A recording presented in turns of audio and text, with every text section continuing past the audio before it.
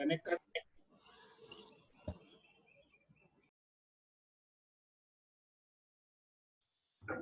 तुम बोले कोई नहीं, पानी आ गया।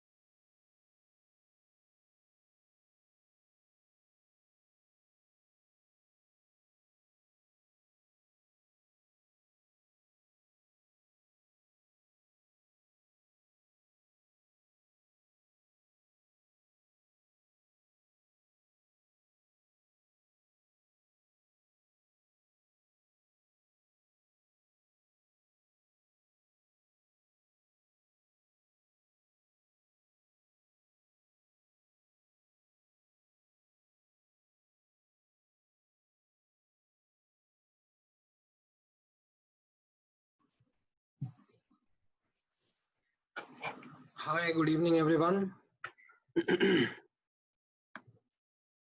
All right, so yeah, most of the students have joined in. Great. So let me just quickly set this up.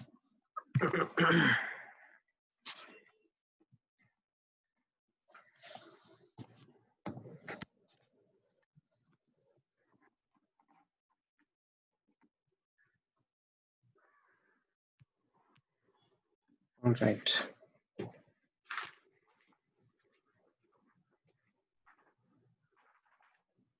So let's take a quick recap of what we had done in the last class, and then we'll maintain continuity and discuss certain new concepts today within stoichiometry. So if you remember last class में मैंने आप लोगों के साथ में stoichiometry start किया था, and in that we did certain basic questions to begin with. Okay, so let me just quickly take you back to our discussion in the last class.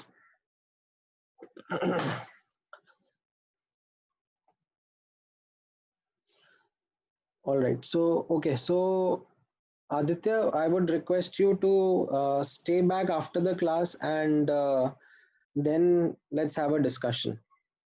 ठीक है, अभी we'll continue with the session since what we have done in the last class, and because you have joined in today, तो आप मुझे एक बार जब मैं class खत्म करने जाऊंगा उसके पहले रिमाइंड करना. We will talk separately. नहीं, this is Aditya Manoj I am talking to. ठीक है.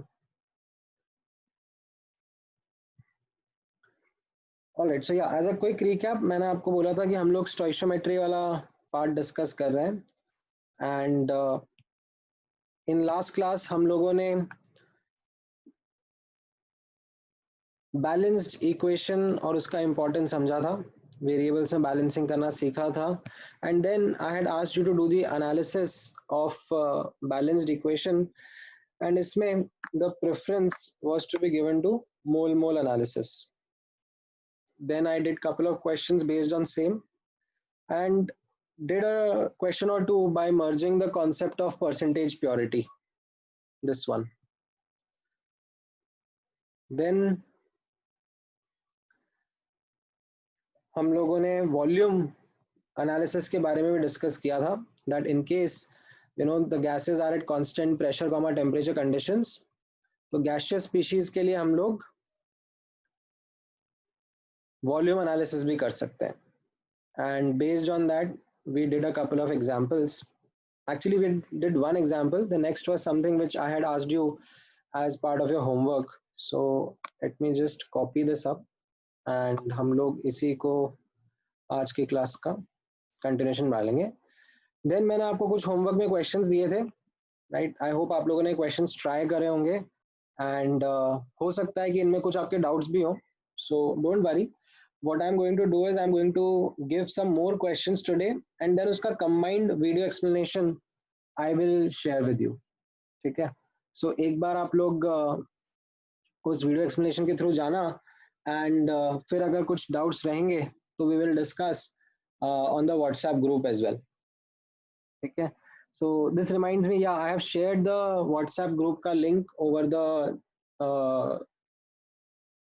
Official group. Now that WhatsApp group ka link is for the chemistry doubts. So do join in for future discussions related to doubts and it will be good, mutually helpful rahega aap logon ke liye if you can send across each other solutions sometimes to help each other's doubts. All right. So yes, continuing from the last class, we had started our discussion with this particular question. Let's start our discussion with this particular question only, जो हम लोगों ने last class में छोड़ा था. इसका रुद्र है ना, बुकलेट सोल्यूशन पार्ट 5 के अंदर ही है. एंड में असाइनमेंट 2 का डिस्कशन है, देखना आप. बुकलेट सोल्यूशन नंबर 5 के एंड में there is the explanation that you are looking for. ठीक है.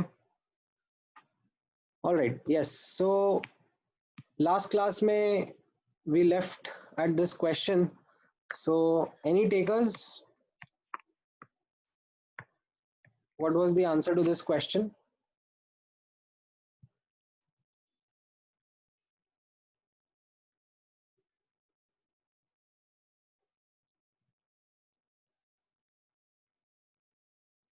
Lakshmi, so okay, so for the students who have joined in, what am I going to let me just quickly reiterate the process. See, in the live class, okay, we will discuss theory plus select examples. Okay, then by the end of the class I'll give you homework. ठीक है. ये homework को आप जब attempt करोगे तो इसके साथ में I have prepared video explanations. ठीक है, of homework.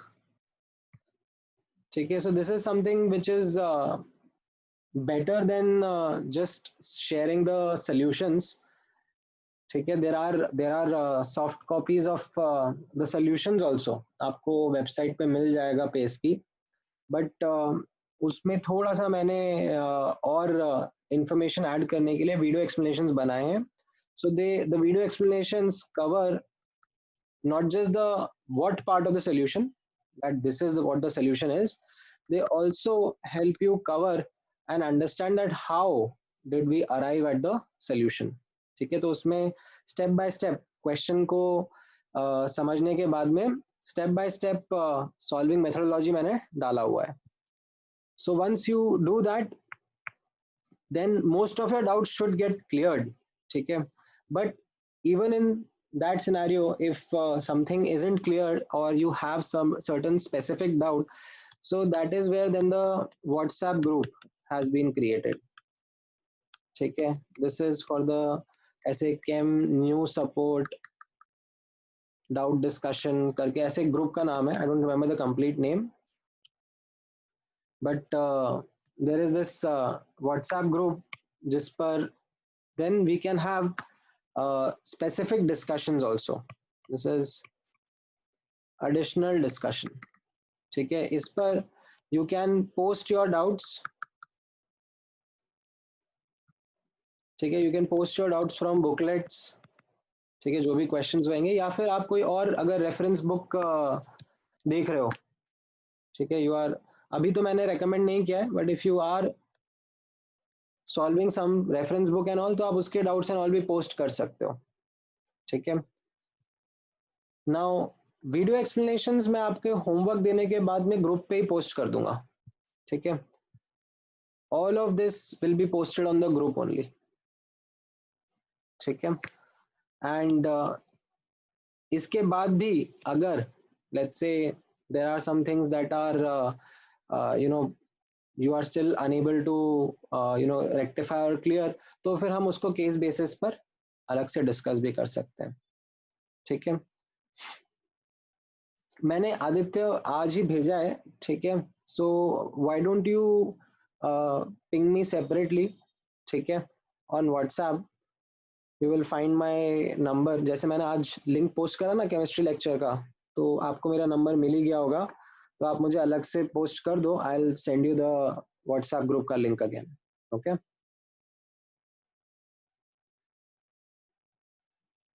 Yes, so yeah, these things, let me now just take them out. Okay, coming back. हाँ, किसी का आया था क्या इस क्वेश्चन का आंसर? अच्छा क्वेश्चन है, मतलब it is not something straight forward. अगर किसी का आ गया है तो बहुत अच्छी बात है, नहीं आया है तो मैं एक्सप्लेन करता हूँ कैसे करना है इसको।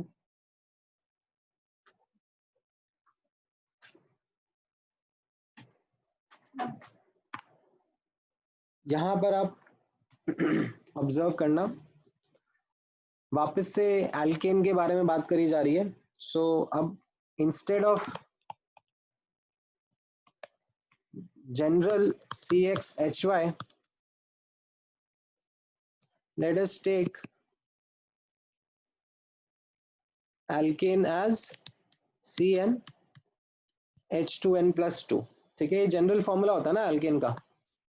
ये CXHY तो क्या था, CXHY तो किसी भी हाइड्रोकार्बन का था, it could be alkane, alkene, alkyne. अब क्योंकि बोला है क्वेश्चन में दैट एल्केन है, ठीक है, so then let's use that information.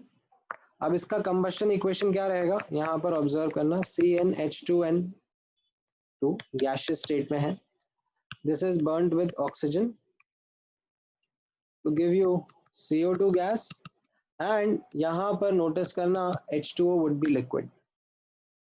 ये एक इंटरेस्टिंग ऑब्जर्वेशन रहेगा। Why? Because volume measurements are being done at room temperature pressure conditions। तो ये H2O को लिक्विड मार्क करना, ठीक है। अच्छा, इसको बैलेंस करके बताना मुझे, how do we balance this. यहाँ पर लेफ्ट हैंड साइड पे n कार्बन एटम्स है, तो यहाँ राइट हैंड साइड पर भी n कार्बन एटम्स आ जाएंगे। देन लेफ्ट हैंड साइड पर 2n+2 हाइड्रोजन एटम्स है, so if I multiply here by n+1, so मेरे हाइड्रोजन एटम्स भी बैलेंस हो जाएंगे। अब बचा oxygen, so let's say if I multiply here by a, then oxygen atoms on both the sides should be same, so 2a should be equal to 2n plus n+1, so I get the value of a, यहाँ पे आप observe करना 3n+1 upon 2, ठीक है, ये समझ में आया। So this was my balanced equation. This is something similar to what we had done in the last class, ठीक है। I hope this is now something abundantly clear। आपको वेरिएबल्स के टर्म्स में बैलेंसिंग करना आना चाहिए, ठीक है। Now let's see what the information is given to you, that if the volume of reaction mixture reduces by 50% upon completion of reaction, ठीक है, so in the start, ठीक है, the alkane is mixed with just sufficient amount of O2, so मान लेते हैं, ठीक है, this is something which is again a very important problem solving technique, कि अगर हमें कुछ स्टार्ट करना है, ठीक है, जैसे मुझे एनालिसिस करना है, मुझे वॉल्यूम का डेटा दिया हुआ है, तो मुझे वॉल्यूम बेस्ड एनालिसिस करना है, ठीक है। अब स्टार्ट करने के लिए मुझे कुछ मानना पड़ेगा और फिर बोलना पड़ेगा कि 50% रिडक्शन हो रहा है। तो जो कुछ मानना है वो एक इम्पॉर्टेंट स्टार्टिंग स्टेप हो गया मेरे लिए। So what I will say is that let the volume, ठीक है, let the volume of alkane be VML, ठीक है। I could take a value also, ठीक है, I could take 100 ml, I could take 1 liter, I could take 1 ml also। क्यों? Because इस question में कोई हार्ड डेटा नहीं दिया हुआ है, इट इज जस्ट गिवन कि कुछ परसेंटेज में रिडक्शन हो रहा है। तो यहाँ पर मैं वैल्यू भी ले लेता तो मुझे फर्क नहीं पड़ता, ठीक है। I could have taken volume VML और 100 ml, ठीक है, ये भी चलता। वाई? यहाँ पे मैं मेंशन कर देता हूँ बिकॉज नो हार्ड डेटा, ठीक है। अगर हार्ड डेटा दिया हुआ होता, मान लो ऐसा दिया होता रिएक्शन में that upon completion the volume reduced by 40 ml या the volume reduced by 400 ml, तो फिर I can't take a value to start with, then I will have to start with a variable only, ठीक है। सो मेरा preferred choice sometimes variable का रहता है, क्योंकि ये कभी गलत नहीं जाता, इससे मुझे डेफिनेटली सही आंसर मिल जाएगा। So let me then do that, let me take that as well यहाँ पर।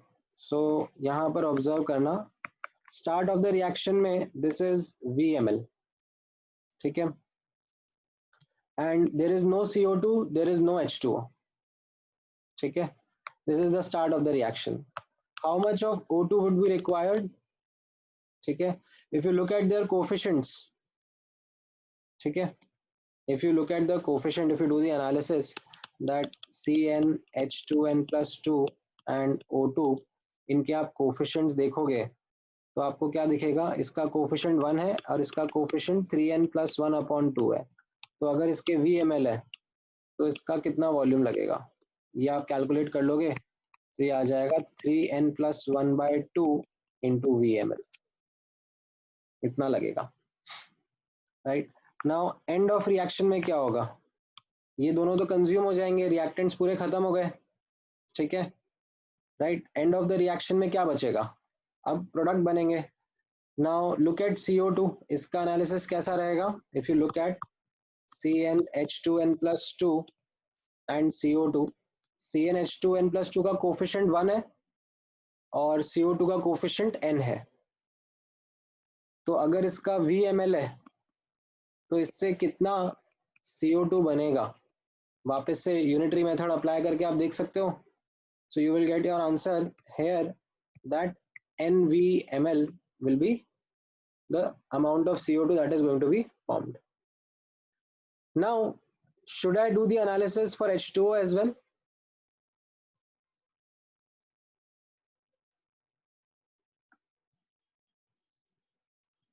Right, you shouldn't do the analysis because if you remember, this is liquid. So iska I can neglect negligible volume. Okay, this is because of the fact that this is liquid. Right, so now as you can see, okay, if you will see how much volume did I have in the start, this is volume before reaction. So if you will add this up, it will come out to V plus 3n plus 1/2 into V. And if you add this up after reaction, volume after reaction, your answer will be just n into V. ये समझ में आया? Is this analysis clear? Now look at this data given in the question is that percentage reduction of volume is 50%, ठीक है। सो यहाँ पर आप देखना volume before minus volume after upon volume before.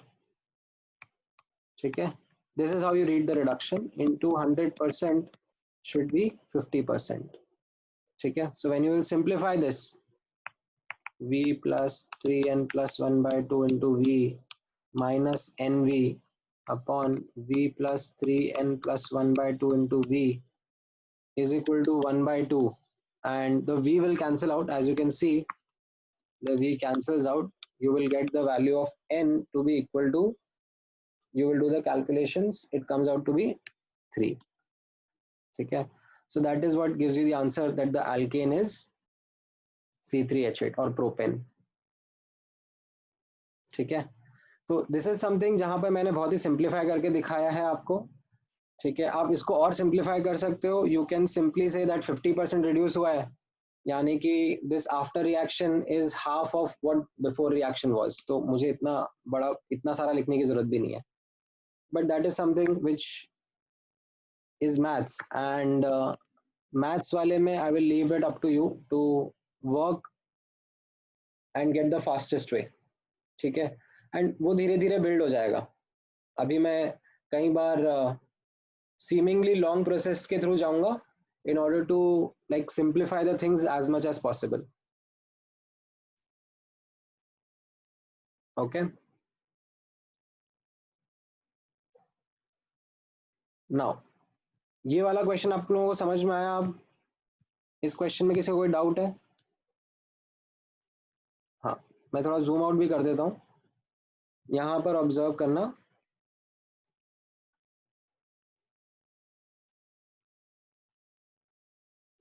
So this was the volume analysis. ठीक है, so if you remember the steps are pretty much the same. I first try to write the reaction. ठीक है, let me यहाँ पर describe that I try to write the reaction first, then I try to do the analysis. ठीक है, and then this after analysis I do the solving bit. ठीक है, I get the data, and data को equations I should write here solving or make equations to solve the unknown. So this is the simple methodology that we work with. Other वो method यहाँ पर था अनु, in the solving वाला part what I just said was that instead of doing this मैं सिर्फ ये कर सकता था that 50% reduction है, यानी कि volume after is 50 by 100 or half of volume before. ठीक है, ऐसे भी लिख सकता हूँ मैं. So that is just another way of writing the same thing. ठीक है, all right, so good. Now what we are in is a position to analyze what we call as simple reactions. So I have given you amount of reactant, ठीक है, and उससे आपको amount of product निकालना है, या फिर product का amount दे दिया तो उससे आप reactant का amount निकाल लोगे. And if you will notice that once I have done these questions, I am giving you data in such a manner that आपको contradiction face नहीं होगा. आप किसी भी reactant के साथ में analysis कर सकते हो. Now if I take the case जहाँ पर let's say if I give you data of multiple reactants, how will you proceed with it? So let me now call this as a next heading, and this will be called as case of limiting reagent. My God, these guys are so loud. Give me 1 minute.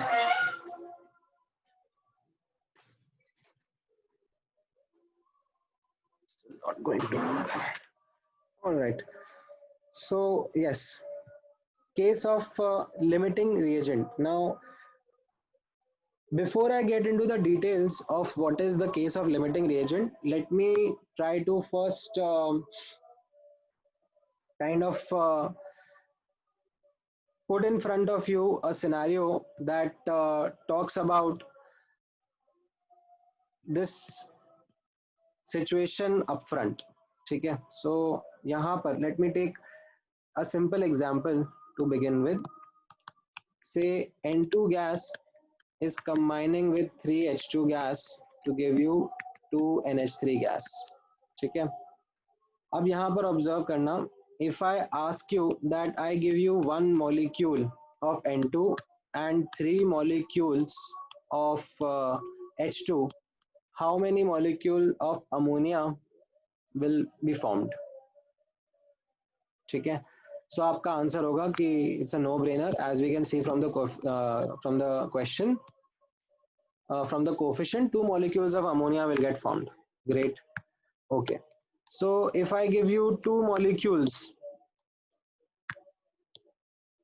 of N2, ठीक है, and 6 molecule of H2, and then again ask from you that how much ammonia will get formed, तो अभी भी आपका answer होगा still 4 molecules.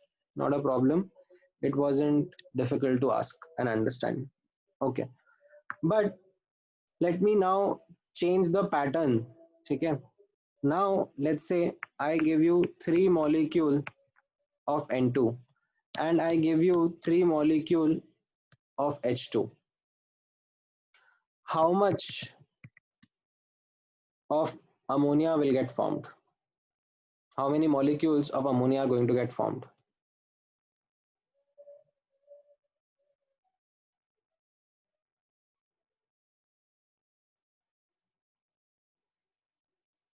Right, so some of the students, yes, right, most of the students have given the correct answer, that but अगर let's say मैं analyze करने की कोशिश करूं, ठीक है, if I do analysis with respect to N2 कि 1 से 2 बन रहा है तो 3 से कितना बनना चाहिए, तो मेरा आंसर आ जाएगा यहाँ पर 6. ठीक है, बट अगर मैं H2 से एनालिसिस करूं, ठीक है, H2 में आप देखो कि 3 से 2 बनना चाहिए एज पर द कोफिशिएंट, है ना, if you look at the coefficient तो 3 मॉलिक्यूल से 2 मॉलिक्यूल्स बनना चाहिए, राइट, सो मेरा आंसर 2 होना चाहिए. ठीक है, तो between these two data points I might get confused that which is correct. ठीक है, now the correct answer is 2 molecules. This will be 6 molecules will be incorrect. ठीक है, अब इसको हम लोग एक बार काइंड ऑफ विजुअलाइज करके भी देख लेते हैं दैट हो क्या रहा होगा. यहाँ पर आप ऑब्जर्व करना नाइट्रोजन के, ठीक है, let me try to help you visualise this.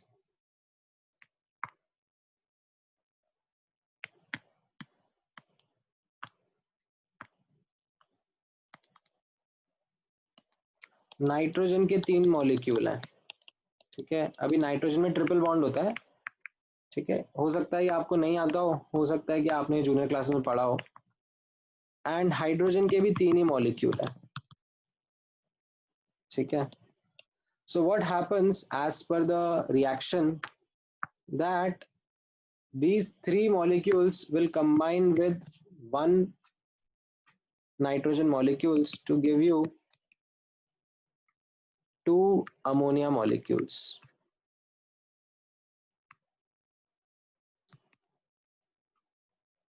ठीक है, what will happen, what are the key takeaways from this? H2 is completely consumed. ठीक है, this is one important takeaway. ठीक है, the other important takeaway is that N2 or you can say some N2 is left. तो इसका मतलब क्या हो गया, N2 was excess, जरूरत से ज्यादा था. ठीक है, N2 was excess reagent. ठीक है, हम लोग वर्ड डाल देते हैं रिएजेंट बोल लो या रिएक्टेंट बोल लो, it is kind of same thing. Reagent is more of a fancy lab word. And H2 के बारे में हम लोग क्या बोलेंगे? H2 is called as limiting reagent. ठीक है, LR शॉर्ट में ऐसे हम लोग बोल देते हैं इसको, लिमिटिंग रिएजेंट. ठीक है, सो यहां पर let me just quickly recap what I have done. ठीक है, जब हम लोग केमिकल रिएक्शंस का एनालिसिस करते हैं एंड रिएक्टेंट का अमाउंट, ठीक है, रिएक्टेंट का अमाउंट इनके कोफिशिएंट्स के रेशियो में होता है, तो हमें कोई प्रॉब्लम नहीं होती है. हम लोग किसी भी रिएक्टेंट से एनालिसिस कर लें, हमारा प्रोडक्ट का आंसर सेम ही आएगा. आप N2 के हिसाब से एनालिसिस करोगे तो भी आपका अमोनिया का अमाउंट, एंड H2 के हिसाब से एनालिसिस करोगे तो भी जो अमोनिया का अमाउंट आएगा वो सेम आएगा.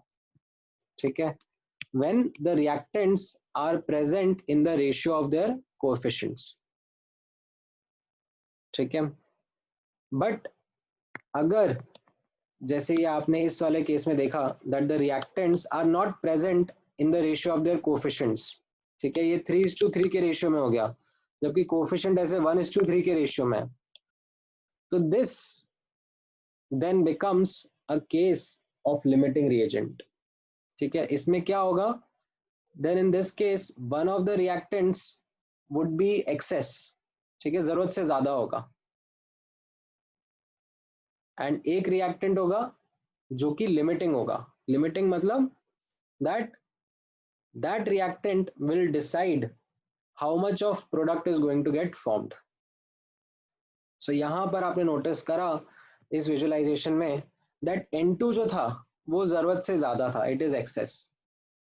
It was H2 which is limiting, and based on H2 the analysis of product should be done. So यहाँ पर आप देखना जो analysis है उसमें H2 का analysis correct है. H2 is the one which will give you the right answer, that 2 molecules of ammonia are going to get formed. ठीक है, so इसी चीज को अब मैं एक पैराग्राफ के फॉर्म में या कपल ऑफ बुलेट पॉइंट के फॉर्म में लिख देता हूँ. ठीक है, so let me write it down here itself. The amount, ठीक है, and when I say amount it is primarily moles. ठीक है, मास के टर्म्स में नहीं कह रहा हूं मैं. ठीक है, the amount or moles of reactants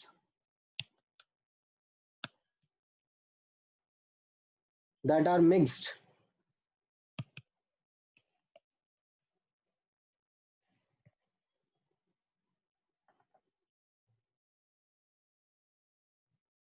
are not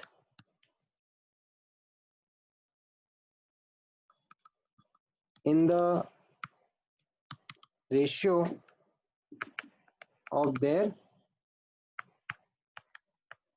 respective coefficients.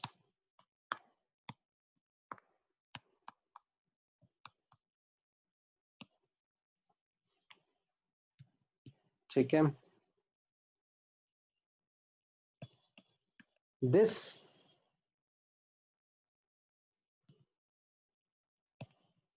leads to case of limiting reagent.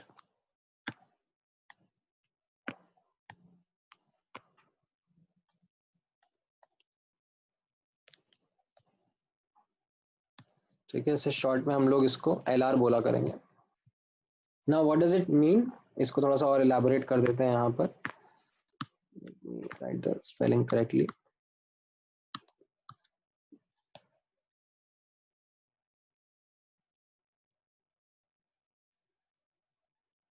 सो यहां पर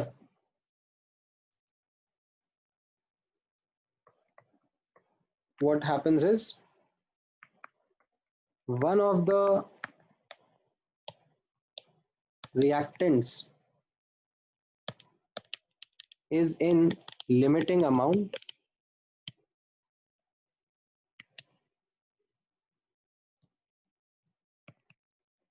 and is called limiting reagent. ठीक है, ऐसे शॉर्ट में लिख रहा हूं मैं. While the other reactant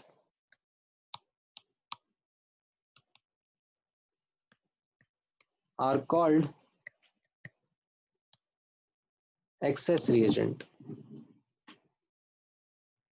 ठीक है, excess reagent या excess reactant.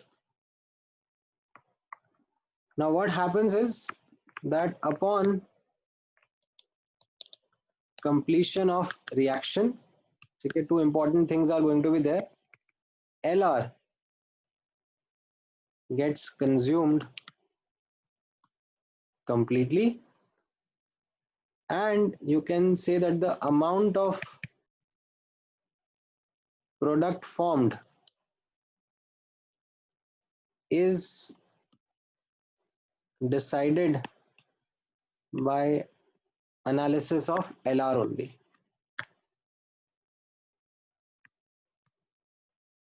ठीक है, लिमिटिंग रिएजेंट डिसाइड करता है कि कितना अमाउंट का प्रोडक्ट फॉर्म होगा. So these are some very important points that will be useful while doing the analysis. ठीक है, and I will also give an example to step by step explain how would we proceed with this. ठीक है, so let me kind of take an example, and in that example itself I will talk about step by step solving of a case of limiting reagent. ठीक है, so let me write down this in form of a heading. ठीक है, starting में step by step जाएंगे, बाद में you will become faster, so you need not follow each step, you can just quickly do the analysis. So step by step method for case of limiting reagent. यहाँ पर observe करना. Let me take this an example with an example only. 1 gram of N2 and 3 grams of H2 are mixed to form are mixed to undergo the following reaction. What is the reaction? N2 gas plus 3H2 gas gives 2NH3 gas. ठीक है, and I'm asking you to determine the mass of NH3 gas formed.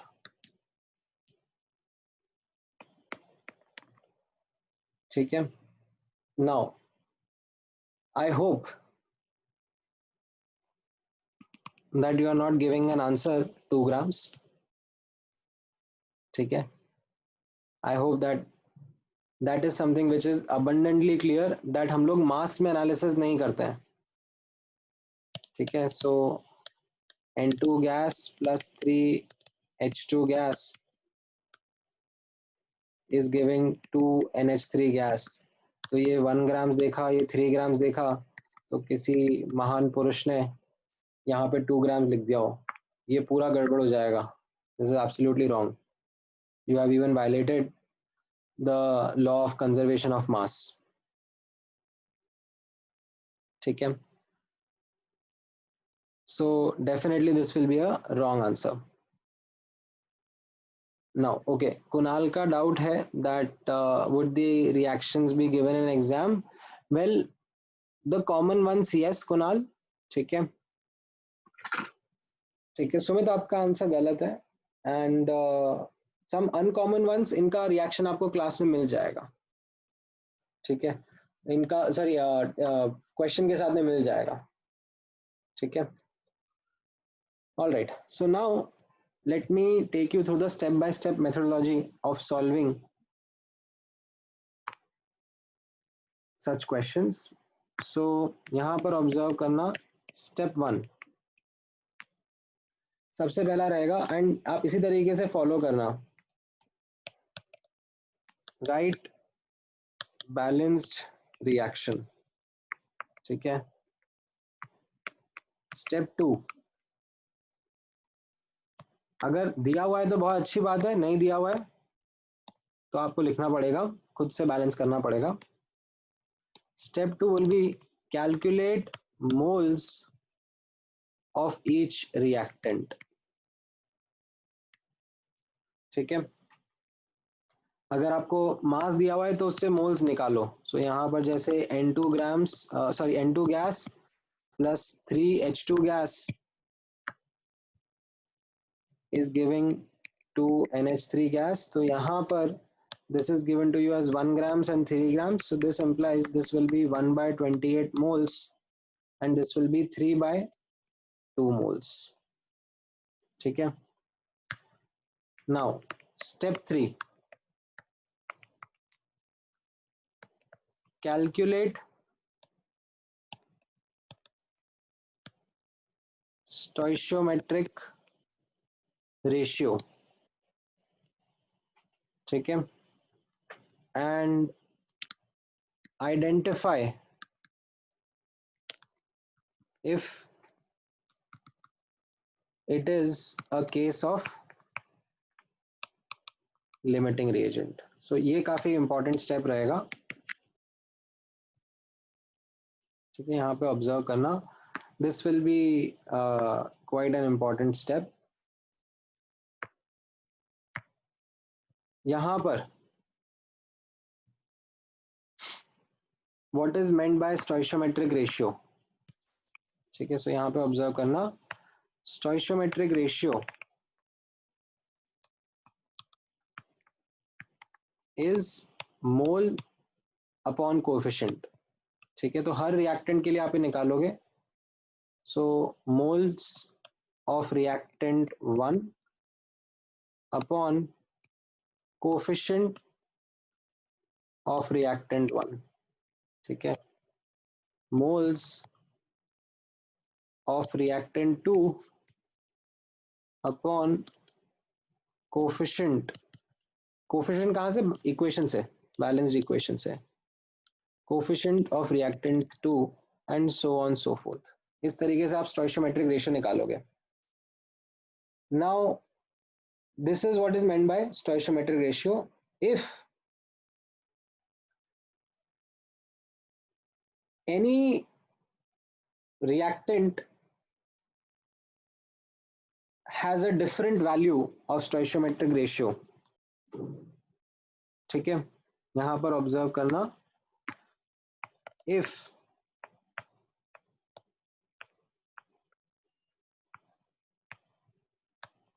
all reactants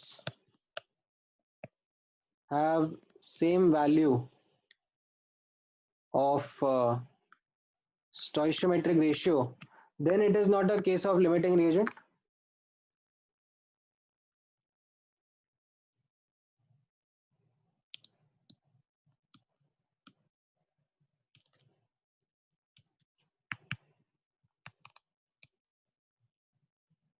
Then it is not a case of limiting reagent. But if one of the reactants has a different value, ठीक है. if कोई भी एक, ठीक है, ऐसा जरूरी नहीं है कि सबका अलग अलग हो, बट कोई भी एक का अगर अलग हो गया, if any reactant has different value of stoichiometric ratio, then it is a case of limiting reagent, ठीक है। एंड इसमें अब ध्यान से ऑब्जर्व करना, एक इंपॉर्टेंट स्टेटमेंट रहेगा, the reactant with least value of stoichiometric ratio will be your limiting reagent. The reactant with the least value of stoichiometric ratio is the limiting reagent. So यहाँ पर आप observe करना, I will follow up on this step. हम लोगों ने ये reaction लिखा था, ठीक है। इनका मास 1 ग्राम्स था, 3 ग्राम्स था, मोल्स कितने थे 1/28, ठीक है। This was mass, moles and यहाँ पर 3/2 मोल्स रहेंगे। तो अब यहाँ पे रेशियो ऑब्जर्व करना, स्टोइशियोमेट्रिक रेशियो क्या होगा 1/28 अपॉन 1 एंड 3/2 अपॉन 3, ये इनके कोफिशिएंट्स है, ठीक है। मोल्स अपॉन कोफिशिएंट, ठीक है। कोफिशिएंट अपॉन मोल्स मत करना, stoichiometric ratio will be moles upon coefficient. तो आपने N2 का निकाला और H2 का निकाला, and definitely they are not equal. If they are not equal, then this implies it is a case of limiting reagent. If it is a case of limiting reagent, then which one is the limiting reagent? The one with the smaller value. तो यहाँ पे आपको समझ में आएगा that N2 is the limiting reagent. So this is the least value between the two. So this implies N2 is limiting reagent. Now ये एक बहुत इंपॉर्टेंट स्टेप इसलिए है because many a times when you will be solving questions, आपको लिख के नहीं आएगा whether it is a case of limiting reagent और नॉट, आपको खुद ही आइडेंटिफाई करना पड़ेगा, ठीक है। So the explanation goes in simple manner. Step 1, write down the reaction. Step 2, write down the moles. And then step 3, calculate the stoichiometric ratio. What is the stoichiometric ratio? Moles upon coefficient. Moles upon coefficient. Now, if moles upon coefficient does not match for reactants, that means it is a case of limiting reagent. Okay? And which will be the limiting reagent? The one with the smallest value of the stoichiometric ratio. So यहाँ पर N2 is the limiting reagent. Right? इतना समझ में आया? किसी को doubt है इसमें?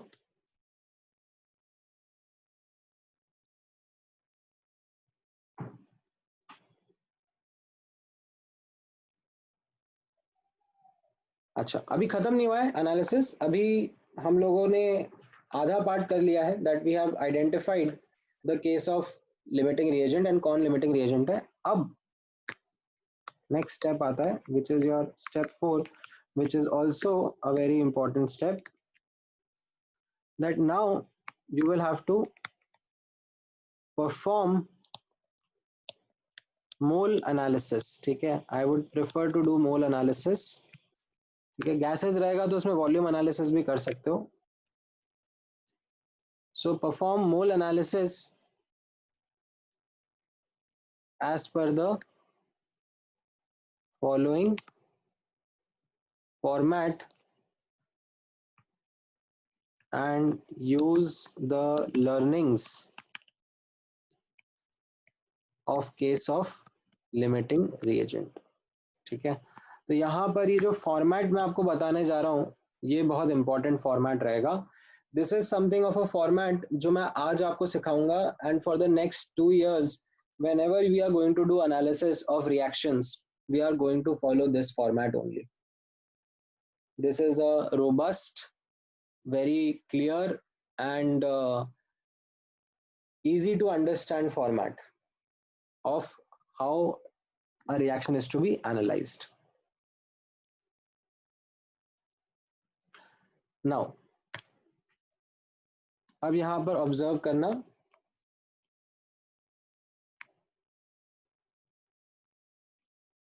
एनालिसिस का फॉर्मेट कैसा रहेगा.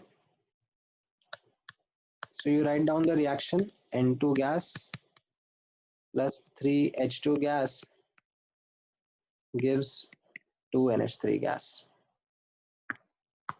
ठीक है. Now start of the reaction में क्या रहेगा and end of the reaction में क्या होगा. ठीक है. This is what your format is there.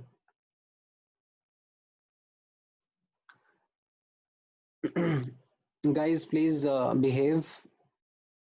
Shekhar, if you have something to say to me, I would request you to send a private chat.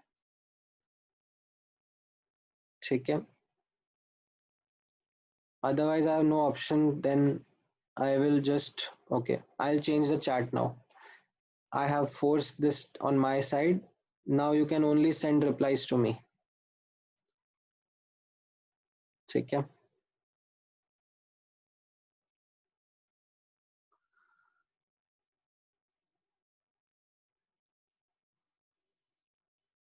All right. So as I was talking about the format of analysis, now when we are going to perform mole analysis, तो ये start and end वाला format observe करना, and इस start and end वाले format में हम लोग mole analysis करेंगे. ठीक है. In fact, let me kind of elaborate it. Let me introduce one more step in between. Start, then R/P. ठीक है. R stands for reacted, P stands for produced, and as a result end में क्या रहेगा. ठीक है. reacted, produced. ठीक है. reactant जो होगा वो react हो जाएगा और product जो है वो produce हो जाएगा. ठीक है. and ये हम पूरा यहाँ पर observe करना mole analysis का ही format करेंगे. So in the beginning we had 1/28 moles of this, 3/2 moles of hydrogen, and there was no ammonia. ठीक है. तो मैंने उसको डैश से represent कर दिया. हाँ. सो आप वॉल्यूम एनालिसिस भी कर सकते हो, बट यहाँ पर क्योंकि डेटा अभी मुझे मास में दिया हुआ है और उससे मैंने मोल्स निकाले हुए हैं, तो मैं मोल एनालिसिस भी कर सकता हूँ. ठीक है. सो स्टार्ट में this is the moles that you have for each species. Now once that is done, अब ऑब्जर्व करना हम लोगों ने ये भी निकाल लिया था that N2 was the limiting reagent. ठीक है. Now look at the learnings from the case of limiting reagent. ठीक है. What were the learnings? यहाँ ऊपर मैं आता हूँ तो यहाँ पर learning क्या क्या था. If you come here, that upon completion of reaction, ठीक है, this is actually the most important one. Upon completion of reaction, limiting reagent gets consumed completely. ठीक है. So I'm coming back here. ठीक है. And I'm going to write here minus 1/28. Why would I write minus 1/28? Because LR gets consumed completely. ठीक है. Now what was the next learning?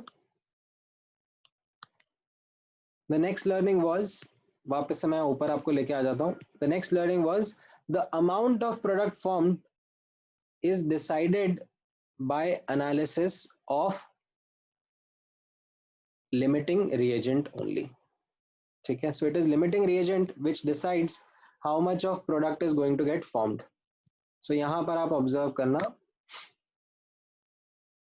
If I talk about ammonia, so I would have to do analysis with respect to NH3 only. ठीक है. That look at the coefficient of N2 will be 1 and ammonia will be 2. So if 1/28 moles of ammonia is getting consumed, then how many moles of ammonia is going to get formed? So when you do the analysis, you will get the answer as plus. Why did I put the plus sign? Because ये product है, ये form होगा, ठीक है? तो यहाँ पर इसके 1/14 मोल्स फॉर्म हो जाएंगे, ठीक है? आई होप ये आपको समझ में आया है, ठीक है? So the two learnings that I applied here, let me do a quick recap. One learning was that LR gets consumed completely.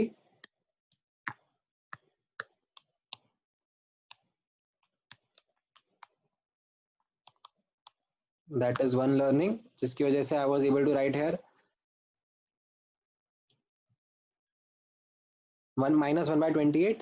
And the other learning which I am going to apply here is that analysis of how much product is going to get formed is going to be with respect to limiting reagent only, ठीक है? अच्छा, अगर आपसे वैसे पूछा नहीं है इस क्वेश्चन में, अगर आपसे कोई पूछ ले कि how much of H2 is going to be consumed or how much of H2 is going to be left, तो अपन कैसे आंसर करेंगे? यहाँ पर ऑब्जर्व करना, I will do the analysis with respect to N2 only.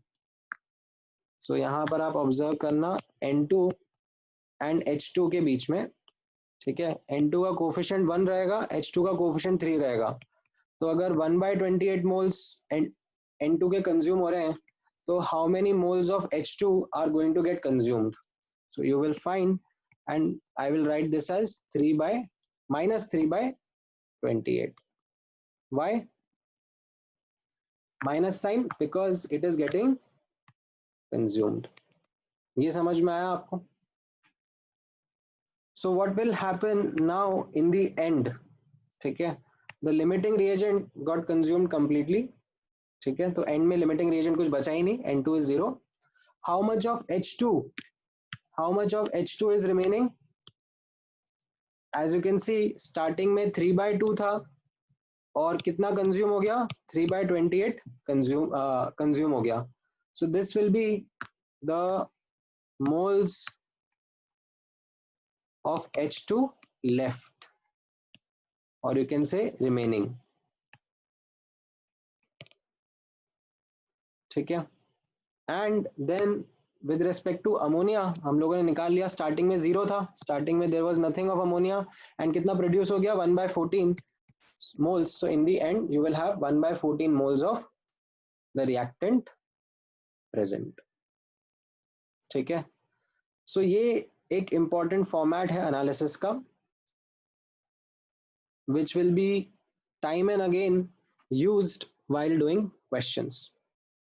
ठीक है? And trust me, जब आप पहला एग्जाम्पल देखोगे और पहला एग्जाम्पल खुद से प्रैक्टिस करोगे तो काफी दिक्कत आती है. You will have to at least solve some good 5-10 questions on this to understand how to approach this. ठीक है? तो मैं 1-2 एग्जाम्पल्स और अभी आपके साथ में डिस्कस करूंगा. सो ये मेरा स्टेप बाय स्टेप एनालिसिस हो गया. अब मैं वापस से एक इंटर कन्वर्जन कर सकता हूँ, that moles of N2 is 1/14, so implies mass of N2, or sorry, not N2, sorry, moles of ammonia formed is 1/14. So as a result, the mass of ammonia formed will be 1/14 into 17 grams. So this is what my correct answer would be.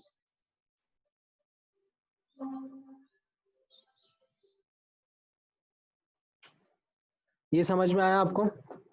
This is what my correct answer would be.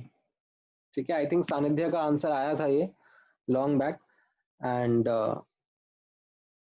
Rigveda का भी आया था. नहीं, ऋग्वेद का, हाँ, ऋग्वेद का और सानिध्य का आंसर आया था. गुड. सो हम लोग इसी तरीके से 1-2 क्वेश्चंस और प्रैक्टिस करते हैं, एंड आप लोग पहले ना यही step by step methodology follow करना. ठीक है? एक बार ध्यान से ऑब्जर्व कर लो. First step, right balanced reaction. Second step, calculate the moles. Third step, calculate stoichiometric ratio and identify if it is a case of limiting reagent or not. And if it is a case of limiting reagent, then identify which element is the limiting reagent. Then in the fourth step, perform analysis in the prescribed format as per the limiting reagent or with respect to limiting reagent.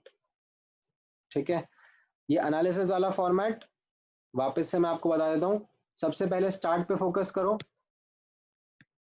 ठीक है, start ये तो आपको दिया हुआ है. This is given in the question कि N2 का कितना अमाउंट है, H2 का कितना अमाउंट है और अमोनिया 0 है. Then reacted produced is where your actual analysis happened, where your mole analysis happened. जहां पर लर्निंग्स अप्लाई करी हम लोगों ने. ठीक है, हाँ अर्पित, ये स्टेप 3 में मैंने बताया ना आपको. स्टेप 3 में आप आइडेंटिफाई करते हो whether it is a case of limiting reagent or not. How you calculate stoichiometric ratio.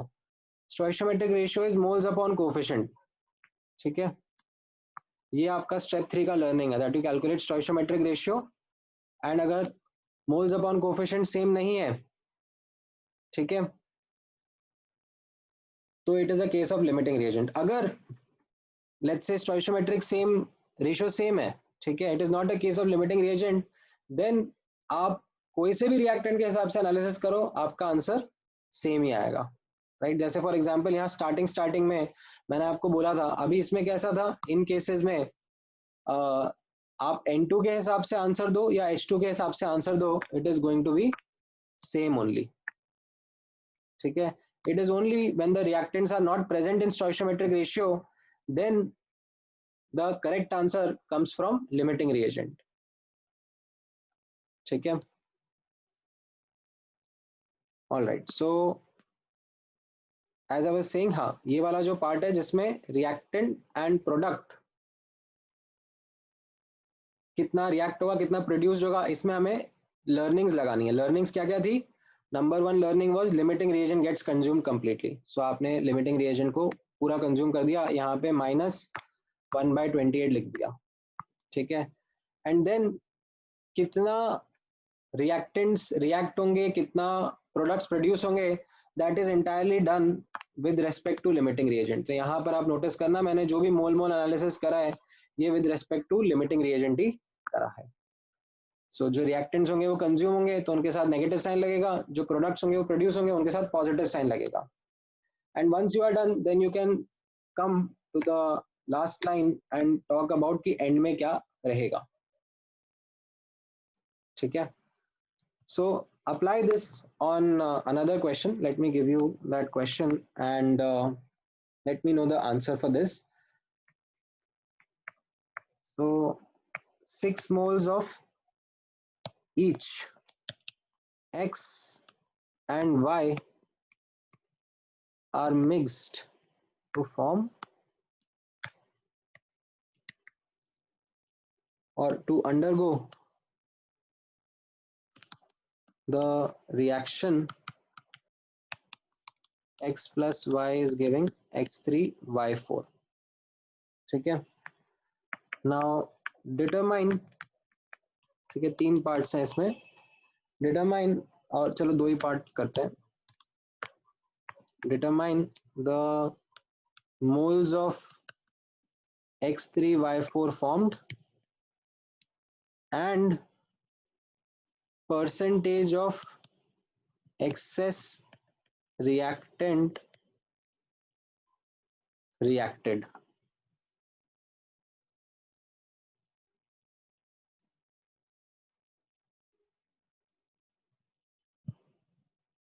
ठीक है, ट्राई करो.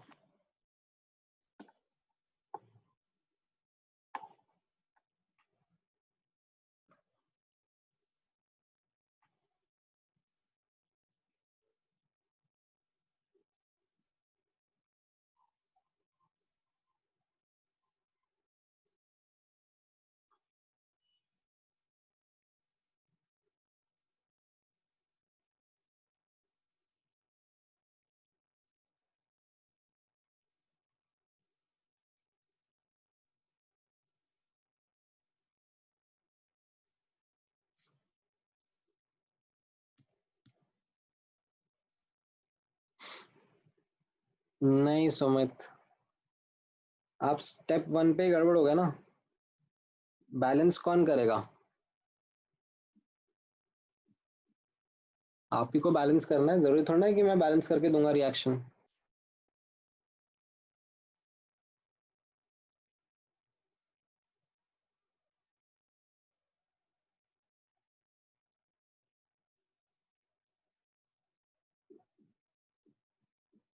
हाँ सानिध्य, आपका आंसर सही है। अनु, आपका आंसर भी सही है। गुड।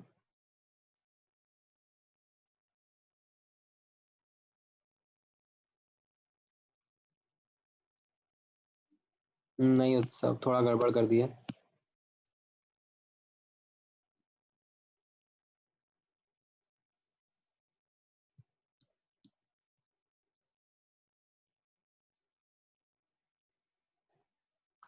नहीं अलीना, आपका आंसर गड़बड़ है। यश, आपका आंसर सही है। नहीं सुमित, नहीं उत्सव, नहीं मानस। सानिध्य,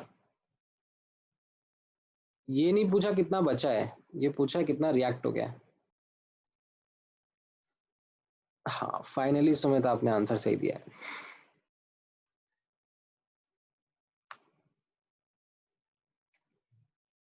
नहीं Lakshmi. All right, so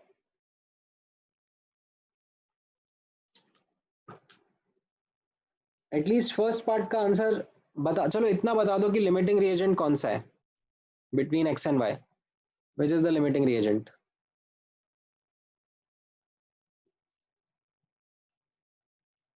Y is the correct answer.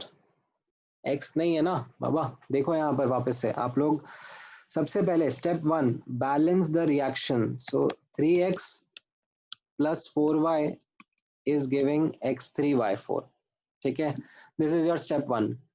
Then step 2,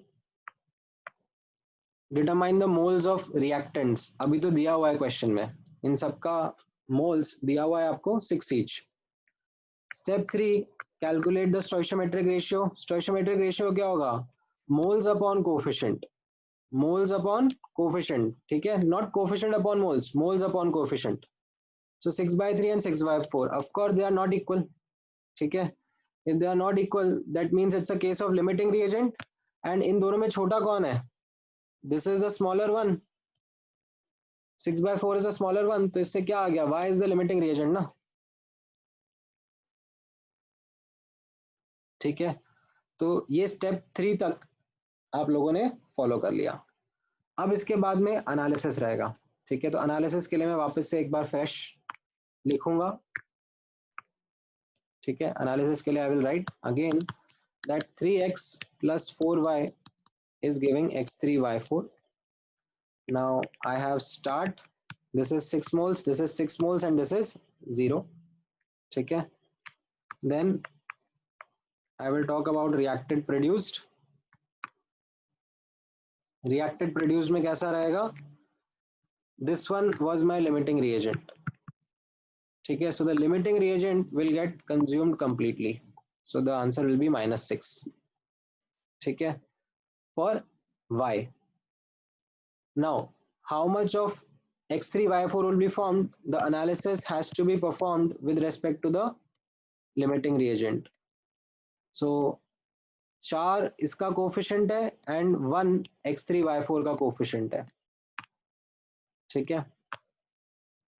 so अगर इसके 6 मोल्स कंज्यूम हो रहे हैं तो x3y4 के कितने बनेंगे? तो आप यहाँ पे सॉल्व करोगे तो आपका आंसर आ जाएगा +1.5, ठीक है। अच्छा, x के लिए आप देखोगे कि x का कितना रिएक्ट हो रहा है, तो again the analysis has to be done with respect to y only, ठीक है। तो कोफिशिएंट देखोगे, x का 3 है और y का 4 है, एंड y के 6 मोल्स कंज्यूम हो रहे हैं, तो x के कितने मोल्स कंज्यूम होंगे? तो again once you do the analysis you will find that this will be -4.5, ठीक है। क्रॉस मल्टीप्लाई करके you will get that इसके 4.5 मोल्स कंज्यूम होंगे। तो एंड में x कितना बचेगा 6 माइनस 4.5 दैट इज 1.5, y तो पूरा कंज्यूम हो जाएगा, लिमिटिंग रिएजेंट है, और x3y4 प्रोडक्ट कितना बन जाएगा 0 प्लस 1.5 दैट इज 1.5 मोल्स। ये समझ में आया? सो मेरे पार्ट ए का आंसर कितना आ गया? पार्ट ए का answer that is moles of x3y4 formed is equal to 1.5। ये मेरे पार्ट ए का आंसर है। काफी लोगों का, काफी स्टूडेंट्स का ये आंसर आ गया था सही। सेकेंड पार्ट में थोड़ा सा लैंग्वेज आप लोग ऑब्जर्व करना। बोला है percentage of excess reactant reacted. ठीक है, तो यहाँ पर ऑब्जर्व करना कि ये एक्सेस रिएक्टेंट कौन सा है। This excess reactant is X. ठीक है, limiting reagent was Y, so X is the excess reactant. So percentage of excess reactant कितना हो जाएगा? Moles of X reacted upon initial moles of X into 100%, right. So moles reacted 4.5 थे, हमने यहाँ ऊपर ही analysis किया, ये 4.5 मोल्स रिएक्ट हुए थे, और इनिशियल मोल्स वर 6 into 100%। ठीक है, so this comes out to be 75%। सो these were your answers, right. I hope ये आपको समझ में आया। मैं थोड़ा जूम आउट कर देता हूँ ताकि आपको ये एनालिसिस भी समझ में आए किस तरीके से किया गया है।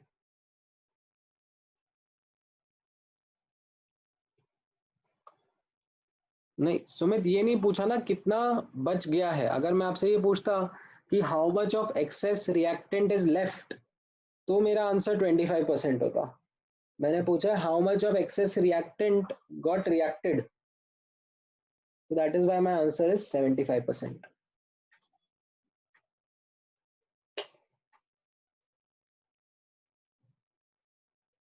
Is this clear with everyone?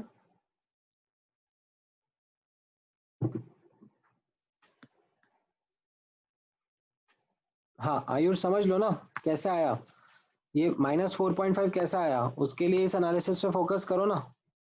Focus यार। कोफिशिएंट देखो, x का कोफिशिएंट 3 है ना, x का कोफिशिएंट 3 है और y का कोफिशिएंट 4 है। तो ये कोफिशिएंट मैंने यहाँ लिख दिए कि 3 मोल से 4 मोल कंज्यूम होगा। तो अगर y के 6 मोल कंज्यूम हो रहे हैं तो x के कितने कंज्यूम होंगे? तो वो क्रॉस मल्टीप्लाई करके आंसर आया।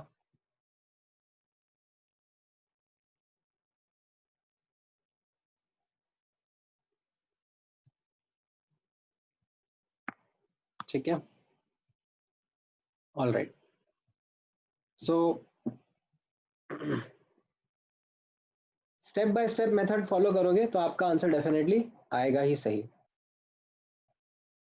ठीक है, now let me take one more example. ये एग्जांपल भी आप लोग यही step by step method follow करो, उससे ही आंसर आ जाएगा।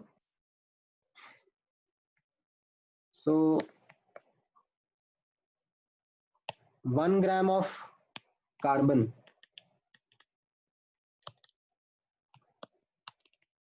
combines with, or I should say is mixed with, ठीक है, is mixed with 2 grams of sulfur। ठीक है, just as 2 grams of sulfur to give CS2। Now my question to you is determine the mass of CS2 formed and its percentage purity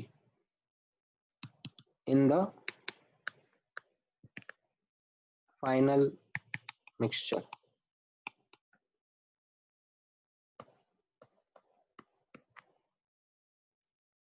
try करो।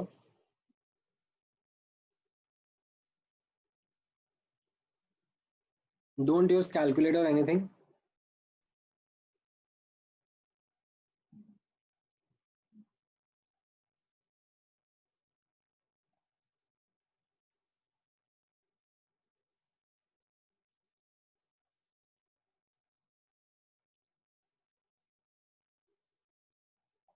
Manually, you can do the calculations and all. It's not a big concern.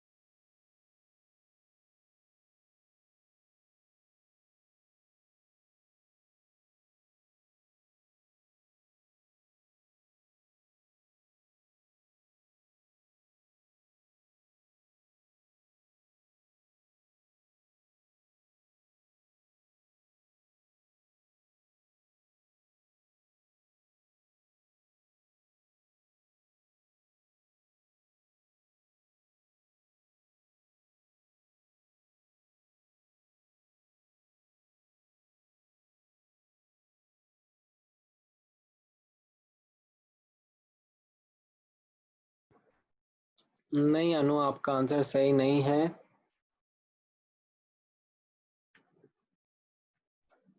Okay, so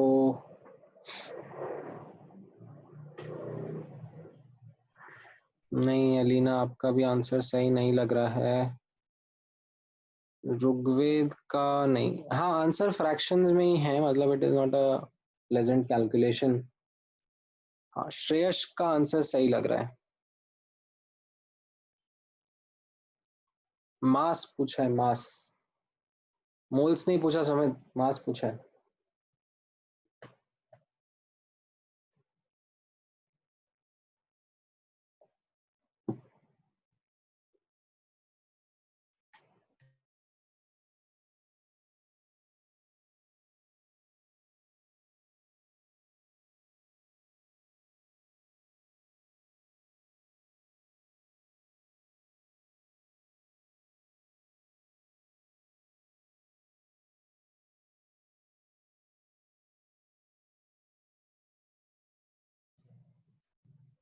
हाँ, I think अभी right Sumit, आपका answer सही है. नहीं, आप श्रेया लक्ष्मी आप दोनों सेम ही केयरलेस मिस्टेक कर रहे हो. It is 19/8, not 19/16. All right, so observe करना. Many of the students have been able to get the answer. So यहाँ पर ऑब्जर्व करना, same step by step methodology है. Carbon plus sulphur is giving carbon disulfide. This is the balanced equation. Second step is to calculate the moles. So this will be 1/12 moles and this will be 2/32. Okay, atomic mass of sulfur is 32. Now we calculate the stoichiometric ratio. So moles upon coefficient, moles upon coefficient. Definitely this is not equal, and as you can see, the smaller one is sulfur So sulfur comes out to be the limiting reagent. ठीक है. हाँ, हो सकता है Rigveda you gave the correct answer. I might have missed it. So you got the third step तक that yes it is a case of limiting reagent and sulfur is the limiting reagent. So अब अपन analysis पे आ जाते हैं. So let me write it fresh. Carbon plus 2 sulfur is giving CS2. Start. You have 1 by 12 moles of carbon and 1 by 16 moles of sulfur. Now we analyze the reacted and produce. So कितना react हो जाएगा? As you can see, यहाँ पर limiting reagent पूरा का पूरा consume हो जाएगा. So sulfur, which was my limiting reagent, that got consumed completely. Now, how much of CS2 is going to form? So I'll perform the analysis with respect to sulfur. So sulfur का coefficient 2 है and CS2 का coefficient 1 है, right? So 1 by 16 moles अगर consume हो रहे हैं तो कितने moles CS2 के बनेंगे? तो my answer comes as plus 1 by 32 moles. ठीक है. So if you ask me that in the end 1 by 32 moles of CS2 will be formed. So moles of CS2 is equal to 1 upon 32, and if you ask me mass of CS2, it will be 1 by 32 into its molecular weight, which is 76 actually, because 64 plus 12, 76, and this comes out to be around 2.375 grams. ठीक है. Decimal में नहीं भी दोगे चलेगा, मुझे अभी इतना फर्क नहीं पड़ रहा.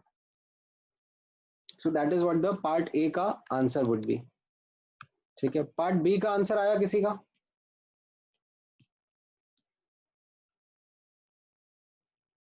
नहीं सुमित, कुछ तो गड़बड़ किया आपने.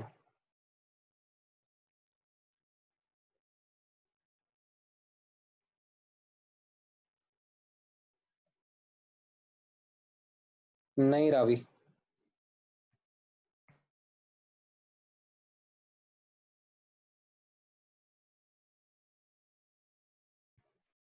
Let me show the question again. Percentage purity of carbon disulfide in the final mixture. ठीक है. And अभी तक तो किसी ने भी सही आंसर नहीं दिया है. नहीं मानस, that is not the correct answer.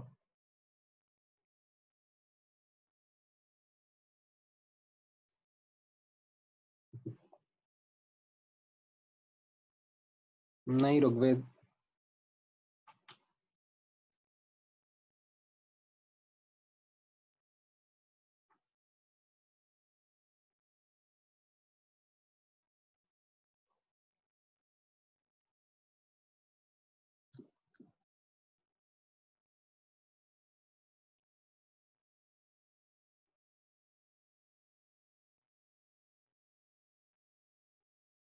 नहीं नहीं श्रेयस,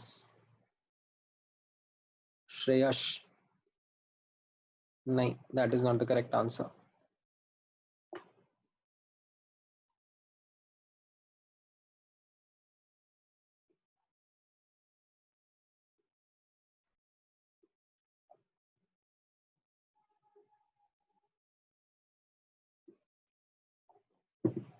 नहीं पूर्णा.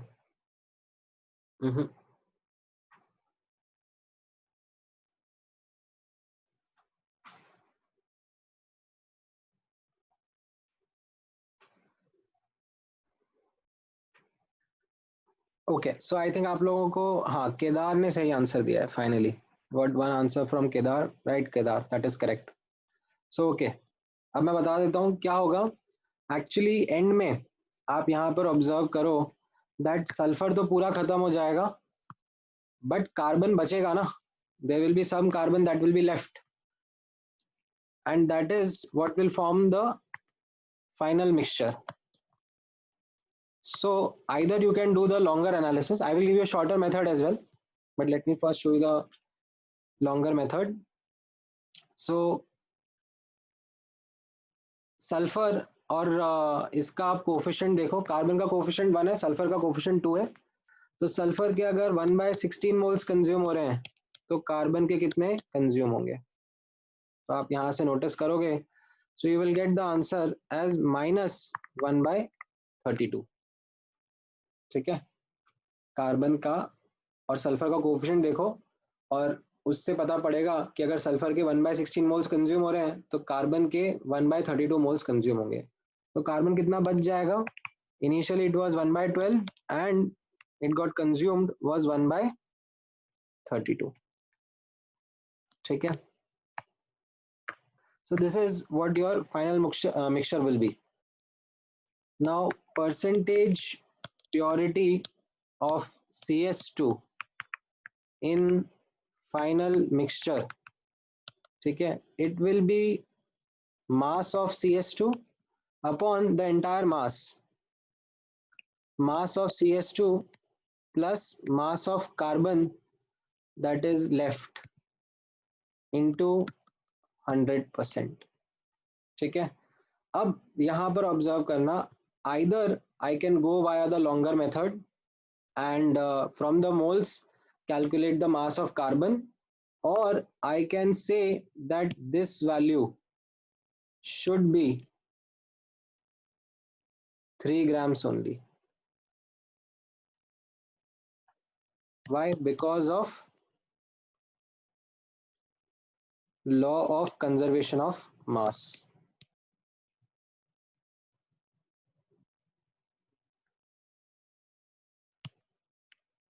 ठीक है, ये आई थिंक आपको समझ में आएगा that when we were doing these calculations, initially there is 1 gram of carbon and there is 2 grams of sulfur. There is 1 gram of carbon and 2 gram of sulfur, तो 3 grams हमने start किया, तो अब throughout the reaction the total mass is going to be 3 grams only. So यहाँ पर you will get the answer as 2.375 upon 3 into 100%, which is around 80%. ठीक है, 79.1% something आएगा. That is what your correct answer would be. Right? इसमें कोई doubt है?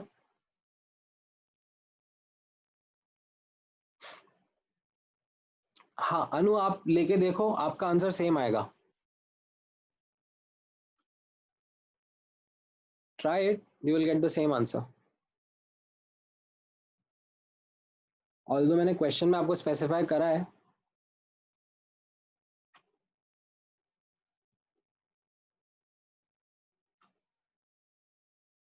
Right, so I think आपको case of limiting reagent का अब एक फेयर इनफ आइडिया समझ में आया है.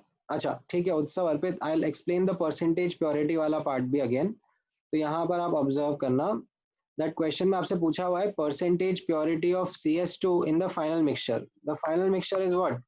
जो CS2 प्रोड्यूस हुआ है, ठीक है, एंड जो कार्बन बच गया है, तो उसमें आपसे परसेंटेज प्योरिटी पूछा जा रहा है.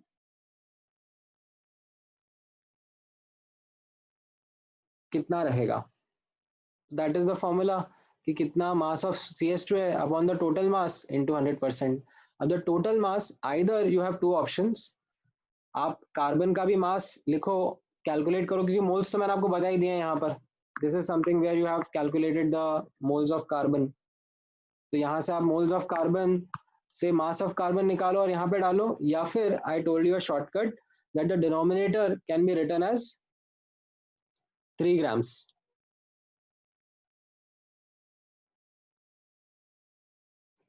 ठीक है,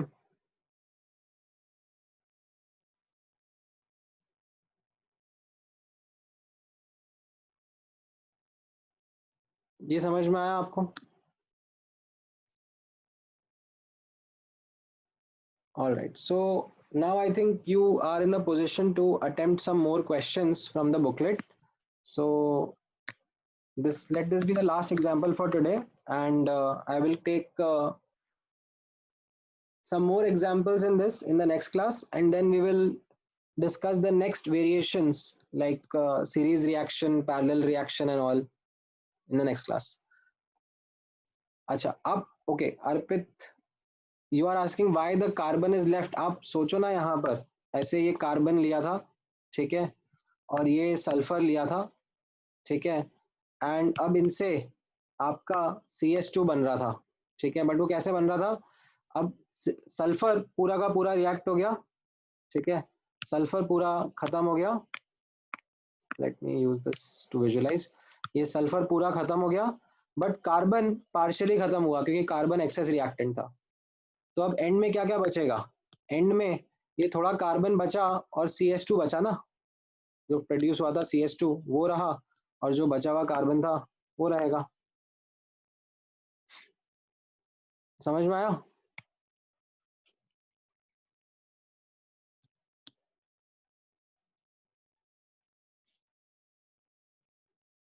All right, so let me just bring up the homework.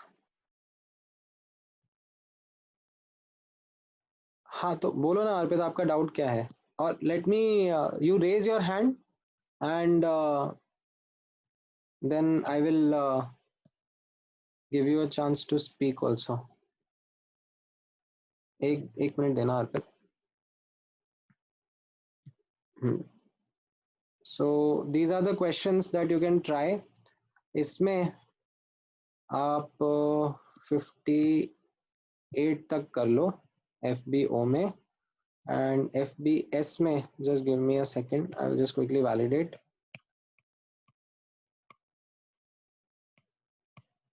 FBS में okay 53 से 58 ठीक है, and getting good to mains में 1 3 11 13 14 41 okay 1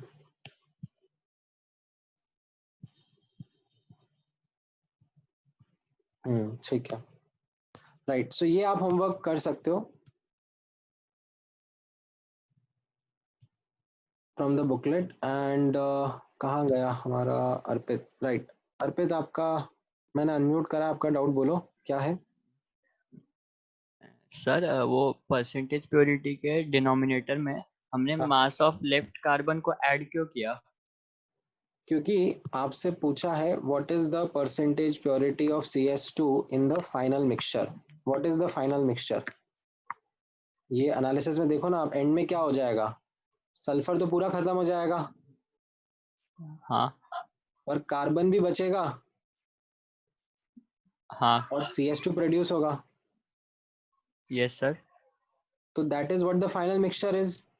इसमें मैं पूछ रहा हूं कि CH2 की प्योरिटी कितनी होगी। हाँ, तो परसेंटेज प्योरिटी की फिर कैसे कैलकुलेट करेंगे? परसेंटेज प्योरिटी, इसको विजुअलाइज करो ना, मैं वही आपको विजुअलाइज करा रहा हूँ, देखो यहाँ पर ध्यान से ऑब्जर्व करना, ये ब्लैक ब्लैक थिंग कार्बन है, ठीक है, एंड ये येलो थिंग सल्फर है, ठीक है, छोटा इसलिए बना रहा हूँ क्योंकि लिमिटिंग रिएजेंट है। अब मान लो ये रिएक्ट करेंगे, ठीक है, ये कार्बन आया और इस पे सल्फर रिएक्ट कर गया, ठीक है, तो अब क्या हो जाएगा, जहां पे जितना सल्फर था वो पूरा कंज्यूम हो जाएगा और उसकी जगह क्या बन जाएगा, CH2 बन जाएगा। CH2, yes sir.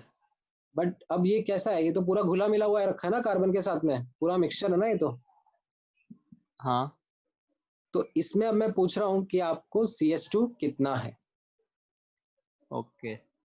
Percentage purity wise, तो आप क्या बोलोगे, mass of CH2 upon mass of the total mixture which is CH2 plus जितना कार्बन बच गया है। तो सर अगर क्वेश्चन में अगर फाइनल मिक्सचर नहीं पूछा होता तो? Just percentage purity of CH2 पूछा होता तो हाँ,